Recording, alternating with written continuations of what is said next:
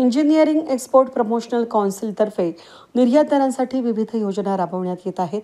नाशिकच्या निर्यातदारांनी या योजनेचा फायदा घ्यावा असं आवाहन EEPCच्या मुख्य उपसंचालक नीतू सिंग यांनी केलं. 18 जुलैला निमामध्ये एका चर्चासत्राचं आयोजन करण्यात आलं होतं. निमा, वोलोफिन, EEPC आणि DGAFT यांच्या संयुक्त विद्यमानं आयोजित या चर्चासत्रात 50 पेक्षा जास्त निर्यातदारांनी आपला सहभाग नोंदवलाय. यावेळी वोलोफिनचे संचालक गौतम मुरगुंटे, DGAFTचे उपसंचालक हरून बिलाल, निमाचे अध्यक्ष आशिष नहार, सचिव राजेंद्र अहिरे, कोषाध्यक्ष राजेंद्र वडनेरे आणि स्टार्टअपचे मेंटॉर श्रीकांत पाटील यांची प्रमुख उपस्थिती होती. नमस्कार. आज निमामध्ये EEPC आणि ओलोफिन आणि DGFT यांच्यासोबत एक सबकॉन्ट्रॅक्ट शो EEPCनी ऑर्गनाईज केलेला आहे. त्याबद्दल निमामध्ये एक कार्यक्रम घेतलेला आहे. तो स्पेशली इंजिनिअरिंग एक्सपोर्टर्ससाठी होता.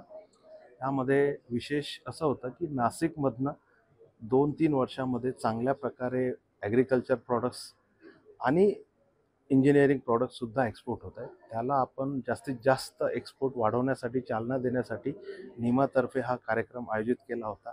आणि असेच कार्यक्रम आम्ही दर 3-3 महिन्यांनी करणार आहे वेगवेगळे एक्सपोर्ट काउन्सिलसोबत.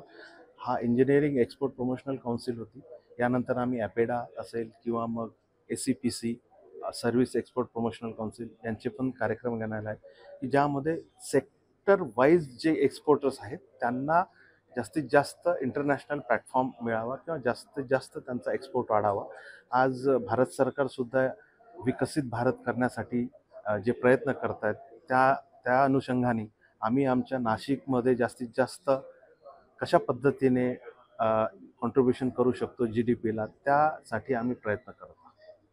यासाठी मी जे काय नाशिकमधले जेवढे काही एक्सपोर्टर्स असतील त्यांना मी आवाहन करतो की त्यांना जर एक्सपोर्टमध्ये जर काही मदत लागली किंवा बायर्स फाइंड करण्यासाठी जर काही मदत लागली तर निमामध्ये त्यांनी कॉन्टॅक्ट करावा. मलासुद्धा कॉन्टॅक्ट करावा. मी स्वतः चार्टर्ड इंजिनियर आहे. माझी स्वतःची कंपनी आहे. गेल्या 16 वर्षापासून मी 100% एक्सपोर्ट करतो. युरोपमध्ये आणि अमेरिकेमध्ये स्मूथली व्यवसाय सुरू आहे आणि जास्तीत जास्त इन्सेंटिव्हचा मी एन्जॉय करतो आहे. त्यामुळे मी प्रत्येक जे एक्सपोर्टर नसतील त्यांनासुद्धा ऑपॉर्च्युनिटी आहे. भारत सरकारने जे काय फर्स्ट टाईम एक्सपोर्टरच्या स्कीम काढलेल्या आहेत त्यामध्ये जास्तीत जास्त एक्सपोर्टर्स वाढायचे, जेणेकरून बाहेरच्या देशामधले जे काही करन्सी आहे ते आपल्या देशामध्ये येईल आणि त्याचा इफेक्ट GDPला होईल. त्यासाठी मी सर्वांना आवाहन करेल की काही मदत लागली इम्पोर्ट एक्सपोर्ट लायसनपासनं तर बाहेर त्यांना जर पेमेंट किंवा रिमिटन्सचे काही इश्यू येत असतील किंवा करायचे असेल तर त्यांनी आमच्याशी निमामध्ये किंवा माझ्याशी संपर्क साधावा. धन्यवाद. वेद न्यूजसाठी प्रतिनिधी कमलाकर तिवडे, नाशिक.